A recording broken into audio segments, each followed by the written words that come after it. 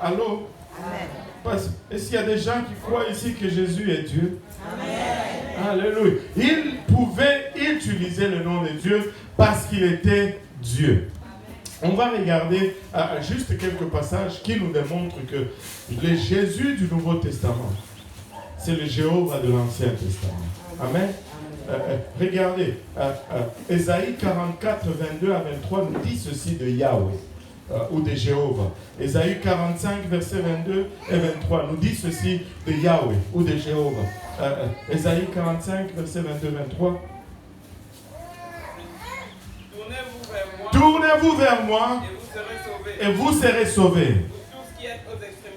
Vous tous qui êtes à Douala, aux extrémités de la terre. Car je suis Dieu, il n'y en a point d'autre. Je le jure par moi-même. La vérité sort de ma bouche. Oh, ça ne sera pas révoqué. Tout genou fléchira. Toute langue jurera ou toute langue confessera par moi. Amen. Alléluia. À l'Éternel seul, me dira-t-on, la justice et la force, à lui viendront pour être confondus. Alléluia, merci. Voilà, il dit ceci de qui? De Yahweh. Amen. Ça c'est Yahweh. Quand il dit tournez-vous vers moi et vous serez sauvés, vous tous qui êtes aux extrémités de la terre, car je suis Dieu. Ça dit je suis Yahweh et il n'y a point d'autre. Je le jure par moi-même, la vérité sort de ma bouche et ma parole ne sera point révoquée. Tout genou fléchira devant moi, moi qui Yahweh, et toute langue jurera par moi, moi qui Yahweh. Mais quand on arrive dans le livre de Philippiens chapitre 2, versets 10 et 11, il est dit de ce Jésus que nous adorons. Il est dit de ce Jésus que nous aimons. Il est dit de ce Jésus que nous confessons. Afin qu'au nom de Jésus, tout genou fléchisse dans les cieux, sur la terre et sous la terre. Oh, que toute langue confesse. Wow! À la gloire de Dieu le Père. Alléluia. Laissez-moi vous dire, tout genou fléchit, toute langue confesse, alléluia, que Jésus-Christ est Yahweh. Il est Seigneur. Laissez-moi vous dire, si dans l'Ancien Testament, tout genou s'est fléchi devant Yahweh et qu'on arrive dans le Nouveau Testament, tout genou fléchisse devant Jésus, ou bien Jésus est Yahweh, ou bien on a deux dieux. Allô? Amen. Allô? Amen. Le Jésus du Nouveau Testament, c'est le Yahweh de l'Ancien Testament. Laissez-moi vous dire ceci. Il dit, oh, regardez un peu ceci. Voilà, ici. Il dit, afin qu'au nom de Jésus, tout genou fléchisse. Regardez un peu comment tout genou fléchisse où? Dans les cieux, sur la terre et sous la terre. Donc s'il y a genou en haut là, genou va fléchir devant Jésus. S'il y a genou ici en bas, genou va fléchir devant Jésus. S'il y a genou dans les profondeurs, partout où il y a genou va fléchir devant Jésus. Alléluia. Il est le Yahweh de l'Ancien Testament. Alléluia. Regardez un peu ce que la Bible dit au sujet de Yahweh ou de Jéhovah dans le psaume 68, verset 19. Psaume 68, verset 19. Écoutez ce que la parole de Dieu dit au sujet de Yahweh. Tu es monté dans les hauteurs, tu as amené des captifs. Tu es monté dans les hauteurs et tu as amené des captifs.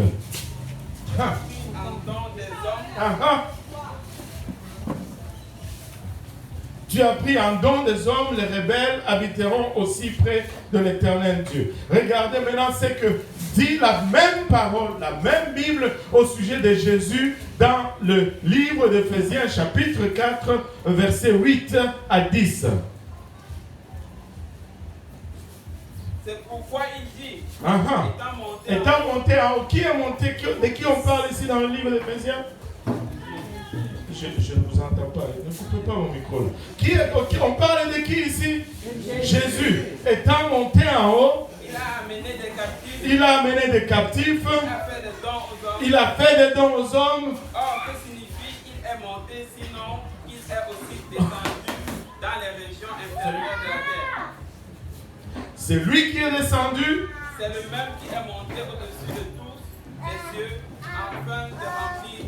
afin de remplir toutes choses. Afin de remplir toutes choses. Laissez-moi vous dire ceci.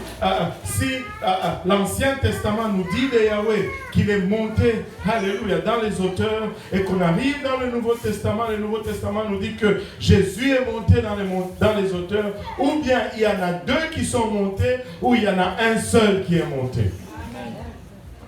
Il y en a un seul qui est monté et son nom c'est Jésus. Alléluia. Le Yahweh de l'Ancien Testament se révèle à nous dans le Nouveau Testament comme étant le Seigneur Jésus. Alléluia. Vous savez, dans l'Ancien Testament, Moïse a vu l'affliction du Seigneur Jésus-Christ. Et il a, au fait, en quelque sorte, subi l'affliction du Seigneur Jésus-Christ. Le livre d'Hébreux nous dit, dans Hébreux 11, 24, 27, nous dit, c'est que c'est par la foi que Moïse, devenu grand, refusa d'être appelé fils de la fille de Pharaon, aimant mieux être maltraité avec le peuple de Dieu que d'avoir pour un temps la puissance du péché, la jouissance plutôt du péché, regardant l'opprobre de Christ comme une richesse plus grande que les trésors de l'Égypte, car il avait les yeux plutôt fixés sur la rémunération. Moïse a regardé dans le désert l'opprobre de Christ, et cela lui a permis de choisir, de souffrir avec les enfants d'Israël, plutôt que de rechercher la gloire temporaire de l'Égypte. Israël a été mis à l'épreuve. Et plutôt Israël a mis le Seigneur à l'épreuve. Lorsque Israël a mis le Seigneur à l'épreuve dans l'Ancien Testament, que tout le monde dise dans l'Ancien Testament, la Bible nous parle qu'il mettait Christ en épreuve. Regardez ceci, 1 Corinthiens 10, verset 9. Ne tentons point le Seigneur, comme les tentèrent quelques-uns d'eux qui périrent par le serpent. Ça, c'est la version Louis II. Le frère Aurélien, il a la version Osterval. Est-ce que tu peux me lire la version Osterval? 1 Corinthiens 10, 9.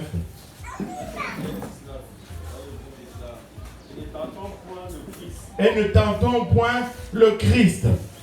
Comme quelques-uns d'entre eux le tentèrent, et ils périrent par les serpents. Ouais, Paul se réfère à ceux qui ont tenté le Seigneur dans le désert, et il nous dit qu'ils ont tenté Christ et ils ont péri également dans le désert. Maintenant, regardez ceci. Jean-Baptiste a été le précurseur de Yahweh. Jean-Baptiste est le précurseur de Jésus. Regardez avec moi Malachie chapitre 3, verset 1. Il est celui qui est venu avant Jésus-Christ. Voici, j'enverrai mon messager. Il préparera le chemin devant moi, et soudain entrera dans son temple le Seigneur que vous cherchez, et le messager de l'alliance que vous désirez. Voici, il vient, dit l'Éternel des armées. Voici, j'enverrai mon messager, il préparera le chemin devant moi. Yahweh est en train de parler, de donner une prophétie par la bouche de Malachie. Et Yahweh nous dit, j'enverrai mon messager, il préparera le chemin devant qui? Devant moi. Amen. Alléluia. Il préparera le chemin devant moi. Et soudain entrera dans son temple le Seigneur que vous recherchez et le messager de l'alliance. Alléluia. Que vous désirez, voici, il vient, dit l'Éternel des armées. Regarde, donne-moi un peu Ésaïe 43, Ésaïe 40, verset 3. Une voix crie Préparez au désert le chemin de l'Éternel. Aplanissez dans les lieux arides une route pour notre Dieu. Relis encore un peu Ésaïe 43. Une voix crie, préparez au désert le chemin de l'Éternel. Aplanissez dans les lieux arides une route pour notre Dieu. Relis encore cela. Une voix crie, préparez au désert le chemin de l'Éternel. Préparez au désert le chemin de l'Éternel. Le chemin de Yahweh. Le mot éternel là, c'est encore une fois Yahweh. Préparez une... relis encore. Préparez au désert le chemin de l'Éternel. De l'Éternel. Aplanissez dans les lieux arides une route pour notre Dieu. Donne-moi Matthieu 3, maintenant verset 1. Verset 1. En ce temps-là parut Jean-Baptiste prêchant dans le désert de Judée. Il disait, répentez-vous, car le royaume des cieux est proche. Jean est celui qui avait été annoncé par Ésaïe le prophète lorsqu'il dit... C'est lui que nous venons de lire. Amen. C'est ici la voix de celui qui crie dans le désert. Préparez le chemin du Seigneur, aplanissez ses sentiers. Wow. Nous venons de mettre 3 prophéties en ligne qui nous disent que Jean-Baptiste va venir en avant de Yahweh et préparer le chemin de Yahweh. Mais quand Jean-Baptiste est venu, Yahweh qui a suivi en arrière de Jean-Baptiste nous a dit, je m'appelle Jésus. Amen. Le Jésus du Nouveau Testament, c'est le Yahweh de l'Ancien Testament. Ils ne sont pas deux, ils ne sont pas distincts, il est le même. Il est le même. Alléluia. Hier, aujourd'hui et éternellement, il est le même. Et Jésus utilisait constamment le nom « Je suis ». Il utilisait un peu trop à la légère, comme quelqu'un utiliserait son nom. Et vous savez pourquoi? Parce que c'était son nom. Et si nous reculons dans le contexte où le Seigneur vivait, les Juifs n'ont pas prononcé ces noms pendant longtemps. Et voilà, ils voient ce jeune charpentier, 30 ans à peine, qui se promène à gauche, à droite, et qui utilise régulièrement le nom de Jésus. Et si vous voulez vraiment avoir la révélation de qui est Jésus-Christ, étudiez le livre de Jean. Jean est celui qui nous révèle Jésus comme étant le Seigneur, Yahweh, ou le Créateur de toutes choses. Regardez ceci. Au fond, laissez-moi vous décrire un peu le contexte de l'évangile de Jean. L'évangile de Jean est un des derniers livres à être écrit dans le Nouveau Testament. L'évangile de Jean n'a pas été écrit avant l'Apocalypse comme certains pensent le croire, ou par rapport à l'ordre. Le dernier livre que Jean a écrit, le dernier livre que Jean a écrit n'est pas le livre d'Apocalypse. Au fond, il a écrit le livre d'Apocalypse avant d'écrire l'évangile de Jean. Jean était enfermé ou en prison sur l'île de Patmos. Et là, Jésus-Christ s'est révélé à lui. Au fond, Apocalypse signifie littéralement révélation. Et c'est l'Apocalypse de Jésus-Christ ou la révélation de Jésus-Christ. Et si vous regardez les 4 évangiles ont été adressés à des groupes différents. Matthieu était écrit aux Juifs. Et c'est pourquoi dans le livre de Matthieu, vous allez voir que Matthieu va citer beaucoup de prophéties sur le Seigneur Jésus-Christ et que les Juifs connaissaient. Et l'exercice de Matthieu, c'était de dire aux Juifs que vous voyez, c'est Jésus que vous voyez, c'est le Messie dont votre Bible parle. C'est pourquoi dans le livre de Matthieu, vous allez voir beaucoup cette phrase qui va revenir. Jésus fit ceci comme avait dit les Écritures. Jésus fit cela comme il était écrit. Jésus était fils de tel comme cela était écrit. Matthieu a écrit aux Juifs. je vais abréger, Marc a été écrit aux Romains. Et Jésus-Christ y est présenté comme un serviteur, parce que les Romains étaient caractérisés comme une société militaire. Luc était écrit aux Grecs. Luc a pris le temps de développer l'art de l'écriture parce que son message était adressé à des gens qui étaient prisés par l'art d'écrire. Mais Jean n'a pas écrit aux Juifs, Jean n'a pas écrit aux Grecs, Jean n'a pas écrit aux Romains, Jean a écrit aux chrétiens. Jean a écrit à nous le chrétien. En fait, quand Jean prend son livre et il commence à écrire, il est en mission pour dire aux chrétiens que c'est Jésus en qui vous avez écrit. N'est pas juste un bon enseignant, n'est pas juste un simple prophète, n'est pas juste un envoyé de Dieu, il est Dieu manifesté dans la chair. C'est pourquoi quand il commence, sa première phrase ressemble étrangement à la première phrase de la Bible. Il dit au commencement, alléluia, était la parole était avec Dieu, et laissez-moi vous dire que cette parole était Dieu. Et au verset 14, il dit, cette parole qui était Dieu s'est fait chair. Jean est en mission pour nous dire que c'est Jésus en qui vous avez mis votre confiance. C'est Jésus en qui vous croyez. Il est nul autre que le Dieu créateur, l'ancien des âges, l'alpha et l'oméga. Et c'est pourquoi dans le livre des Jean, vous allez voir beaucoup de je suis. Beaucoup de je suis. Parce que le travail des gens, c'est pour nous démontrer que le Jésus que nous servons, il est le Dieu de l'Ancien Testament. Amen. Alléluia. Et les Juifs savaient qui Jésus prétendait être. Et c'est pourquoi ils ont essayé de le lapider. Ils n'ont pas essayé de le lapider parce qu'il enseignait une fausse doctrine ou qu'il a fait une mauvaise chose. Du point de vue de la doctrine, ils n'avaient rien à dire. Et c'est pourquoi ils vont dire, nous voulons te tuer, non pas parce que tu as fait une mauvaise chose, mais parce que toi qui es un homme, tu t'es déclaré Dieu. Laissez-moi vous dire, ils l'ont eu à l'envers. Ce n'était pas un homme qui se faisait Dieu, mais c'était plutôt Dieu qui s'est fait homme. Ils l'ont regardé dans le mauvais sens. Regardez la femme samaritaine au puits. Jean 4, 23 à 26. Jean 4, 23 à 26. Le Seigneur lui dit, mais l'heure vient et elle est déjà venue où les vrais adorateurs adoreront le Père en esprit et en vérité, car ce sont là les adorateurs que le Père demande. Dieu est esprit. Dieu est esprit. Et il faut que ceux qui l'adorent en esprit et en vérité. La femme lui dit, je sais que le Messie doit venir. C'est lui qu'on appelle Christ.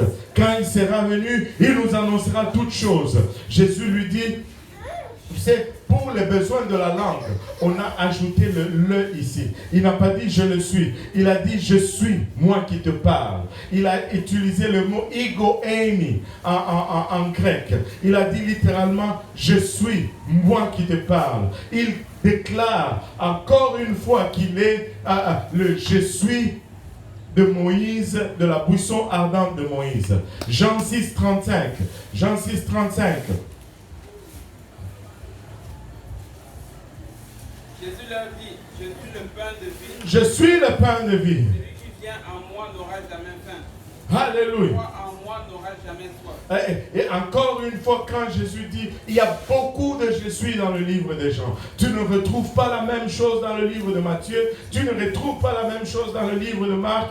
Il dit je suis, ego eimi, le pain de vie. Il n'est pas en train juste de conjuguer un verbe être. Il est en train de se transporter dans l'Ancien Testament. Et il est en train de dire à ceux qui connaissaient cet événement, il est en train de leur dire, je suis celui qui suit, le je suis du buisson. Jean 8, 12.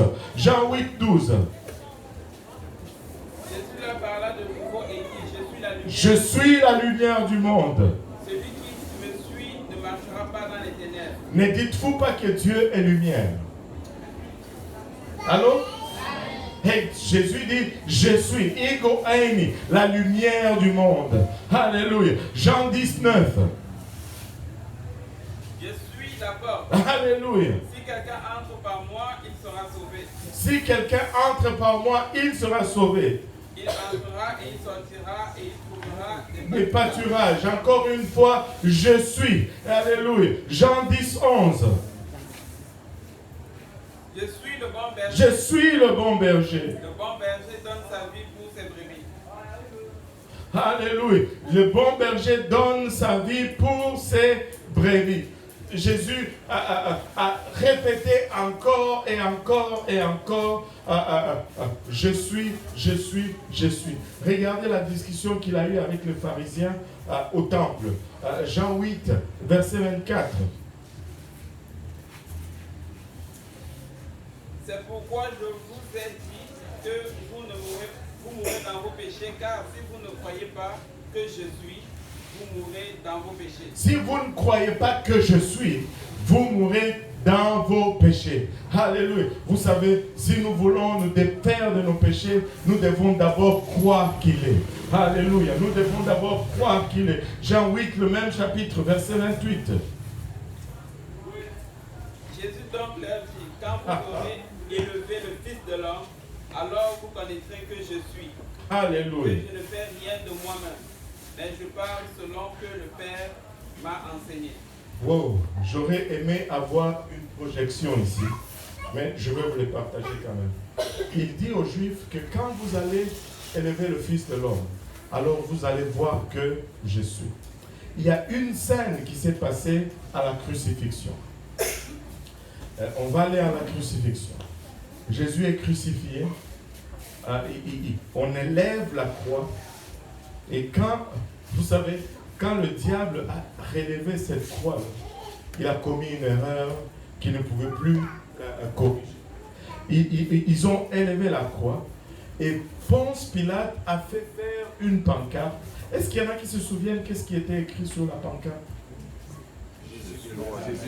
Jésus de Nazareth, roi des Juifs.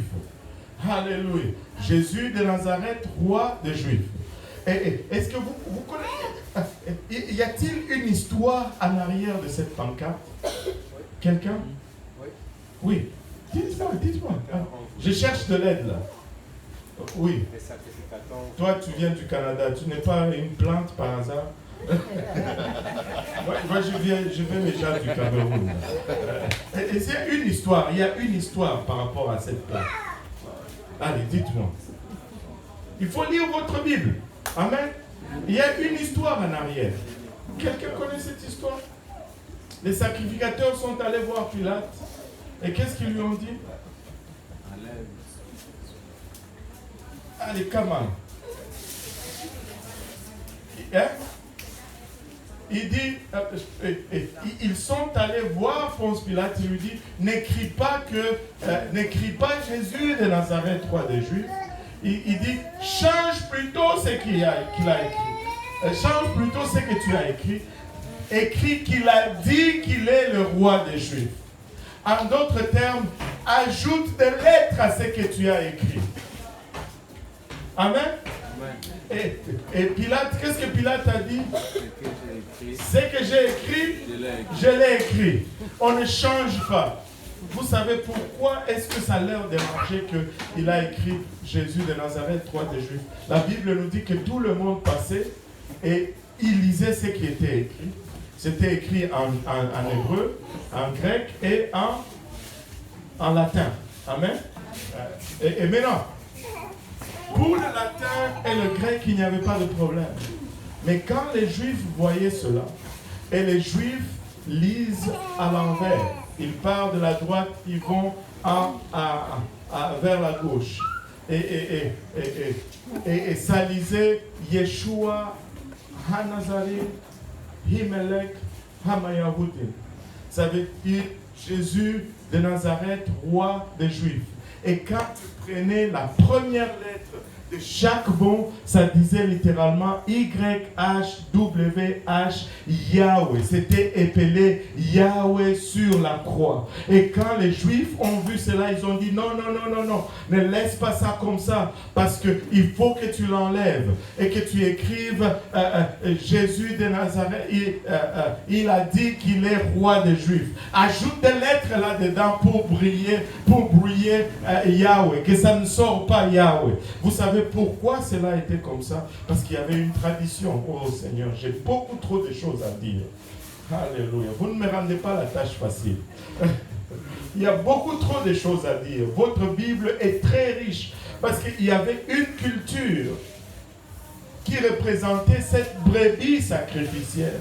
Chaque famille à la Pâque amenait leur brebis familiale au temple pour le sacrifier pour leurs péchés.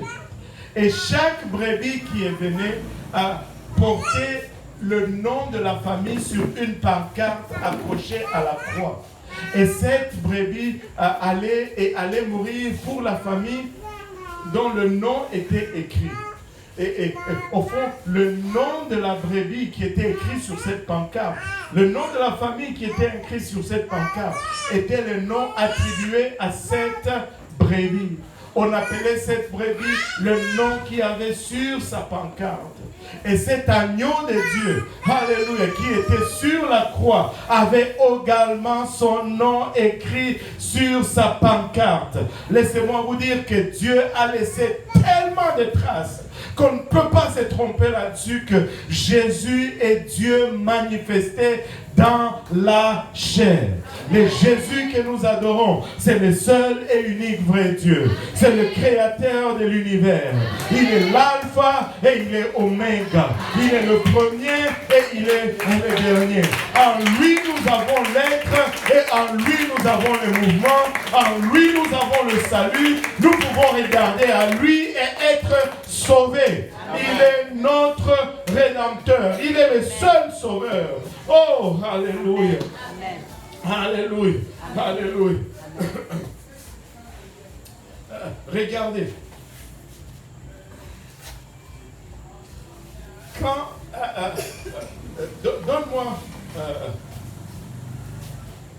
Donne-moi Marc 14, 62.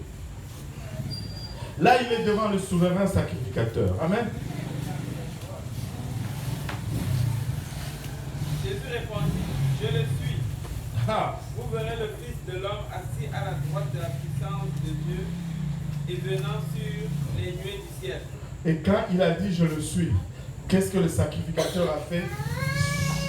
Il a déchiré ses vêtements parce que c'était blasphème.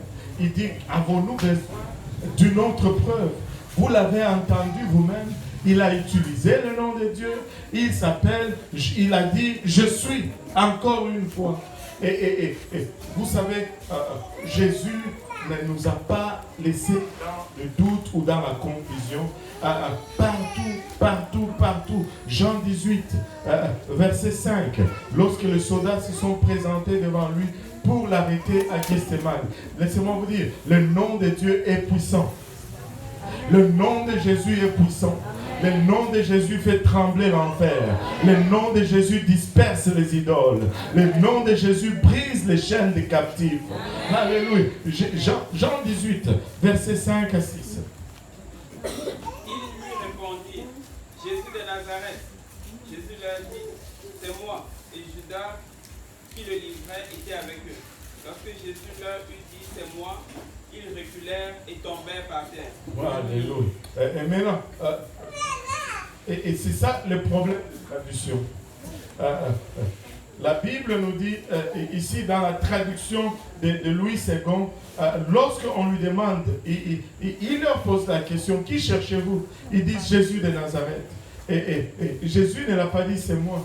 Quand vous allez dans l'original grec, il dit je suis. Et quand ils ont entendu je suis, pop, ils sont tombés à terre. Parce que la seule mention de son nom fait trembler la terre. Alléluia. Quand il est apparu à Jean, étant glorifié, il dit ceci, Apocalypse 1, 17. Quand je le vis, Je tombais à ses pieds comme mort. Il posa sur moi sa main droite en disant, ne crains point. Je suis le premier et le dernier et le vivant. J'étais mort et voici je suis vivant au siècle des siècles. Alléluia. J'ai les clés de la mort et du séjour des morts. Quand je l'ai vu, j'ai tombé à ses pieds comme mort et il posa sur moi sa main. Laissez-moi vous dire ceci. Celui qui écrit ceci s'appelle Jean. Amen. Et il nous dit, il nous donne la révélation de Jésus-Christ. Et Jean dit, Jean était le cousin du Seigneur Jésus-Christ. Il a marché avec lui pendant 3 ans et même plus. Il était le disciple, la Bible nous dit que Jésus aimait. Amen. Il était familier avec Jésus. Il était le seul à aller jusqu'au pied de la croix lors de la crucifixion. Tous les autres avaient disparu. Amen. On peut dire que Jean était familier avec le Seigneur Jésus-Christ. Mais là, dans le livre d'Apocalypse, quand il le voit soudainement, il n'accourt pas en disant « cousin ». Parce que sa nature permet à sa gloire divine de sortir.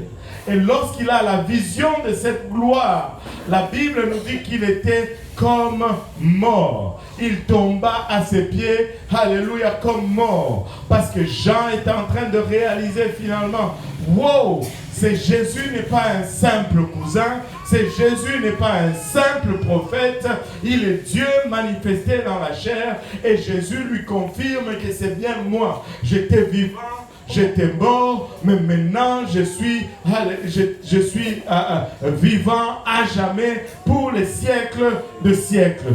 Quand nous adorons Jésus, alléluia, nous sommes en train d'adorer les dieux d'éternité. Quand nous adorons Jésus, nous sommes en train d'adorer le seul et l'unique créateur. Amen. Alléluia. Et laissez-moi vous dire ceci. Le judaïsme a voulu empêcher les apôtres de prêcher le nom de Jésus. Et si ils avaient réussi, ils allaient dépouiller de l'Église du Nouveau Testament de tout son pouvoir. Mais si nous regardons bien, les apôtres ont tout fait. Tout, que tout le monde dise tout. Ils ont tout fait au nom de Jésus-Christ. Ils ont guéri les malades au nom de Jésus-Christ. Ils ont ressuscité les morts au nom de Jésus-Christ. Alléluia. Ils ont prié pour leur délivrance au nom de Jésus-Christ. Alléluia. Et ce n'est pas étonnant que lorsqu'ils ont baptisé, ils ont également baptisé au nom de Jésus-Christ. Tu ne trouves pas un seul apôtre, alléluia, qui fait quoi que ce soit en un autre nom si ce n'est le nom de Jésus-Christ. On fait Colossiens 3, 17, qui nous a été cité ici hier dans l'avant-midi. Colossiens 3, 17 nous dit ceci. Et quoi que vous fassiez en parole ou en œuvre, vous faites tout au nom du Seigneur Jésus, en rendant par lui les actions de grâce à Dieu le Père. Et quoi que vous fassiez, en parole ou en œuvre, faites tout. Tout veut dire tout. Amen. Il n'y a pas tout avec exception ici. Il dit faites tout au nom du Seigneur Jésus. Vous savez quand...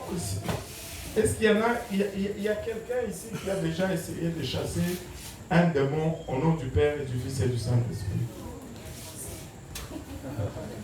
Pourquoi?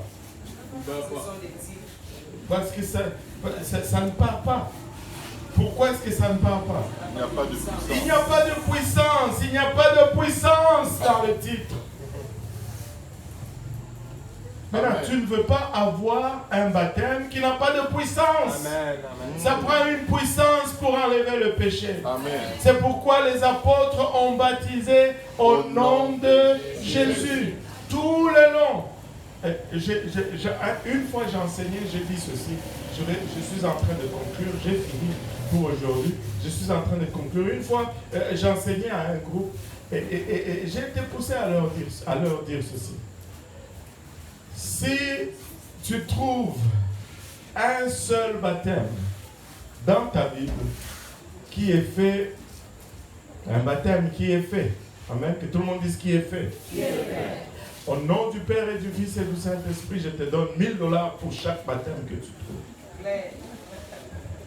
Mais si tu acceptes les défis, pour tout baptême qu'on va trouver au nom de Jésus, toi aussi tu me donnes $1000. Personne n'a jamais voulu prendre les défis au Canada. Est-ce que quelqu'un peut prendre ces défis au Cameroun?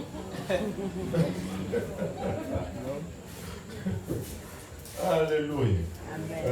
Je veux être baptisé comme Paul était baptisé. Je veux être baptisé comme Pierre était baptisé. Je veux être baptisé comme tous les Juifs étaient baptisés. Je veux être baptisé comme tous les Samaritains étaient baptisés. Je veux être baptisé comme tous les païens étaient baptisés. Ils ont tous été baptisés de la même façon. Vous savez pourquoi? Parce qu'il n'y a qu'un seul baptême. Alléluia. Il n'y a qu'un seul baptême. Il n'y a qu'une seule façon de rentrer dans l'alliance. En fait, le baptême est important. Colossiens 2, je vais finir maintenant. Je promets que je vais finir. Colossiens 2, je ne veux pas être un menteur. Colossiens 2, verset 8, à partir du verset 8. Prenez garde que personne ne fasse aussi sa foi par la philosophie et par une vaine tromperie, s'appuyant sur les traditions des hommes, s'appuyant sur les traditions des hommes, sur les rudiments du monde, et non sur Christ. Car en lui qui, Christ, alléluia, habite corporellement toute la plénitude de la divinité. Vous avez tout pleinement en lui. Et vous avez tout pleinement en lui. En d'autres termes, tout ce que vous cherchez se trouve en Jésus. Alléluia. Continue. Qui est le chef de toute domination. Qui est le chef de toute domination. Toute domination se trouve en Christ. S'il y a un Père quelque part, il n'a pas de domination. Parce que toute domination se trouve en Jésus. S'il y a un Saint-Esprit quelque part et qu'il est autre que Jésus, il n'a pas de domination. Parce que toute domination se trouve en Jésus. Alléluia. Continue. Et de toute autorité. Oh. Tout, non, attends, on parle un peu de l'autorité. Toute autorité se trouve en lui.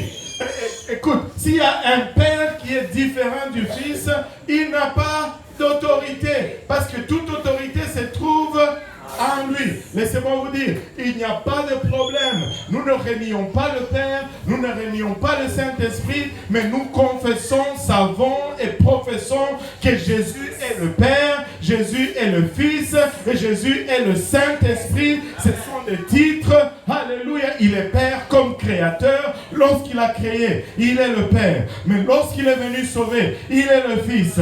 Lorsqu'il nous accompagne dans notre salut, il est le Saint-Esprit. Mais c'est le seul et unique vrai Dieu, alléluia, qui est esprit en tout temps, parce que Dieu est esprit. Dieu est esprit. Tu n'as pas fini. Pasteur Achille, reste debout. Continue.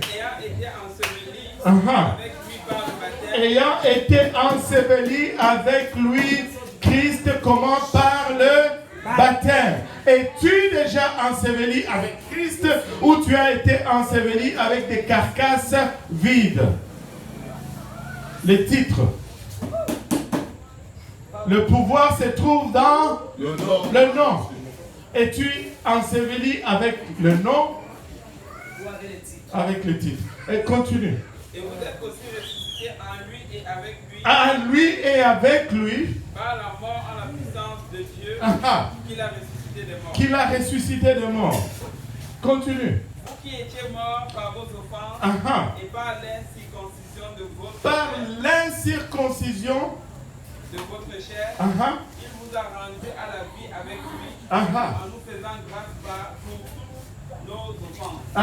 Il a effacé l'acte dans les ordonnances. Il a effacé l'acte dont les ordonnances nous condamnaient. Et qui se contre nous.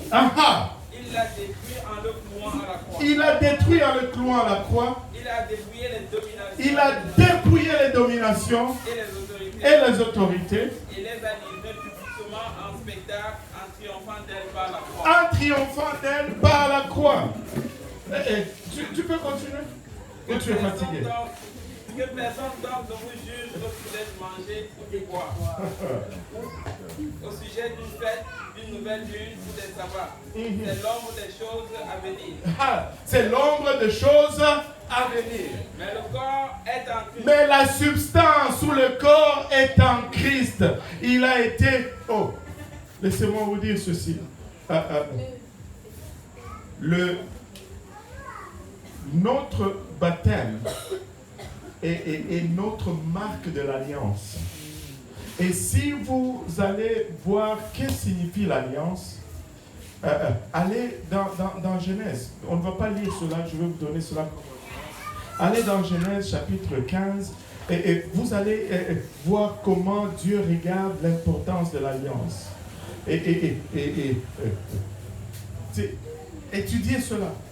Dieu dit littéralement que l'alliance qu'il traite avec son peuple, c'est la circoncision. Et celui qui n'est pas circoncis, qui n'a pas la marque de l'alliance, il doit être exterminé hors du camp. Et il dit maintenant qu'en Christ, nous n'avons pas la circoncision de la chair faite par le main d'homme, mais nous avons une circoncision faite par Christ lui-même. Notre cœur est circoncis. Et en disant cela, il est en train de nous dire que le baptême est le type de la circoncision. Amen. Et si je ne suis pas circoncis, je suis exterminé hors du peuple. Et c'est bon vous dire, si je ne suis pas baptisé, je vais subir le même sort que cela est typifié dans l'Ancien Testament. Parce que le corps est en Christ.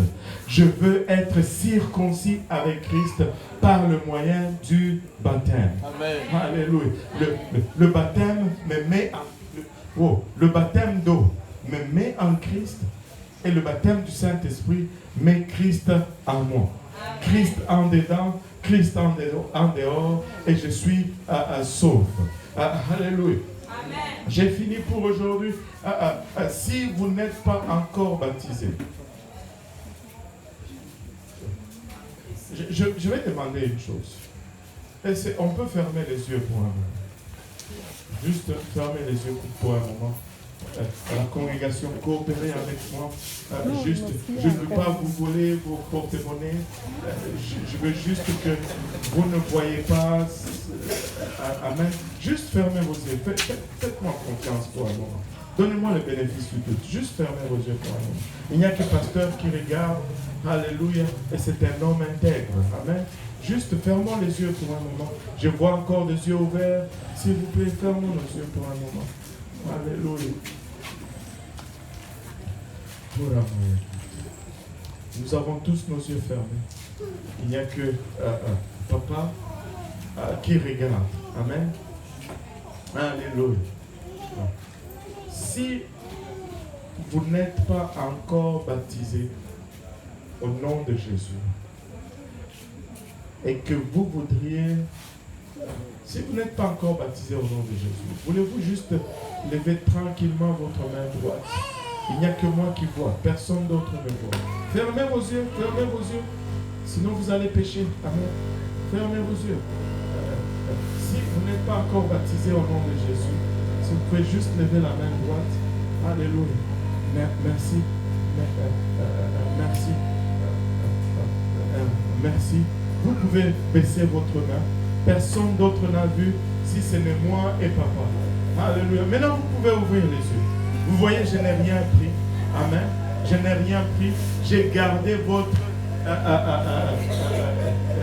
comment on dit? Anonymat. Voilà, les mots français là des fois. Je vous ai préservé votre anonymat. Parce que mon but, ce n'est d'embarrasser personne. Mais mon but, c'est de me tenir devant Dieu et de dire, j'ai fait mon travail, Seigneur. Amen. Maintenant, si vous voulez être baptisé au nom de Jésus-Christ, je ne peux pas vous garantir l'anonymat. Parce que vous ne devez pas avoir honte. Paul nous dit, je n'ai point honte de Jésus, de l'évangile de Jésus-Christ. Car c'est la puissance du salut pour ceux qui croient, aussi bien les Juifs que les gens de Douala. Amen. Amen. Alléluia. Si vous désirez être baptisé au nom de Jésus-Christ, on fait comment? Est-ce qu'on peut leur demander de lever la main, ceux qui veulent, papa? Ou on laisse ça comme ça? Moi, je n'ai pas de problème. Hein. Si vous voulez être baptisé, moi, je n'ai pas de problème. Mais je ne veux pas froisser les gens. Ce n'est pas du tout mon intention. Mais je voudrais me tenir devant Dieu et dire, Seigneur, j'ai tout donné ce que tu m'avais donné. Amen. Alléluia. Parce qu'il n'y aura pas du sang sur mes mains. Amen. Parce que j'aurai dit toute la vérité. Et si vous voulez être baptisé au nom de Jésus, allez voir papa, allez voir maman, et on va arranger pour que vous soyez baptisés au nom de Jésus-Christ. Amen. Amen. Amen.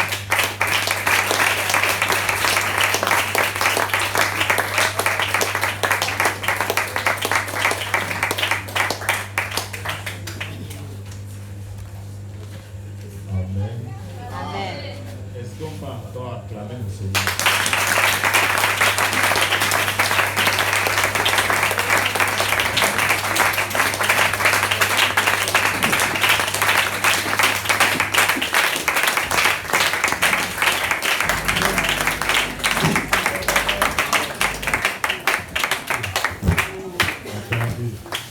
Nous venons de dire qu'il est Seigneur en toutes choses.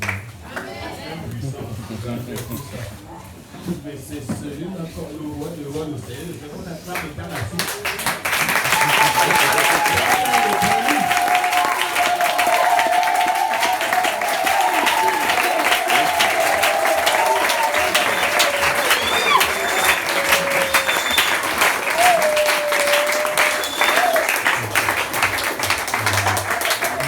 Alléluia. Amen. Est-ce qu'on peut encore crier Jésus?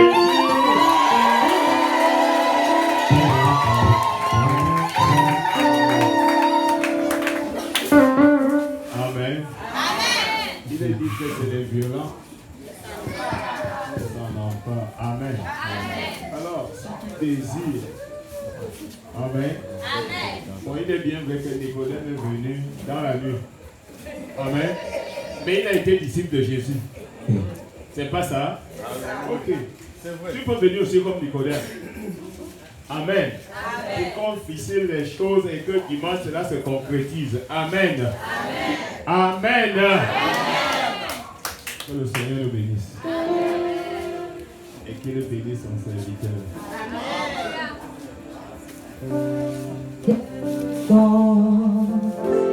Quel bonheur, porté loin de l'éternel.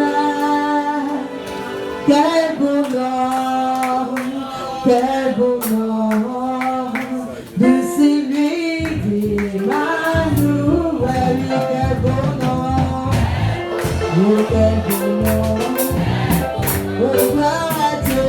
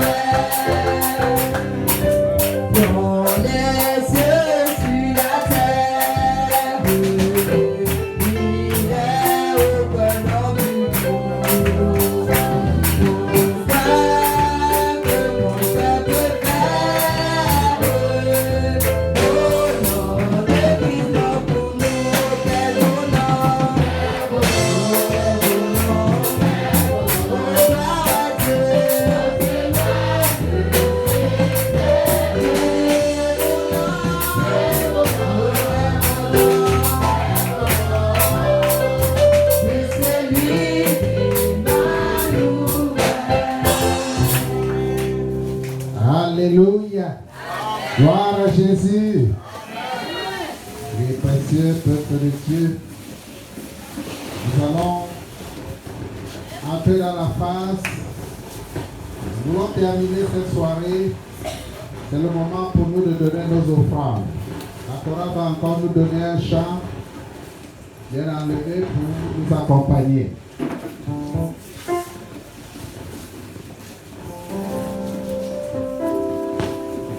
Dans les cieux et sur la terre, il n'est aucun nom plus doux, aucun que mon cœur peut faire.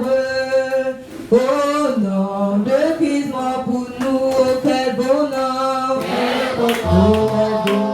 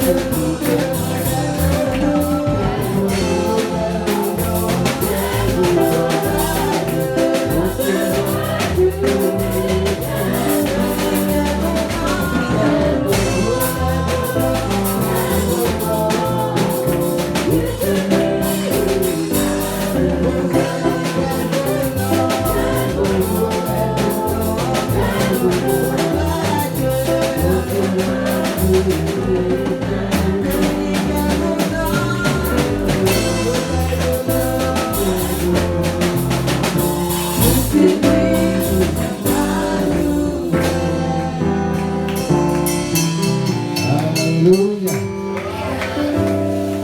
Bravo Seigneur Jésus.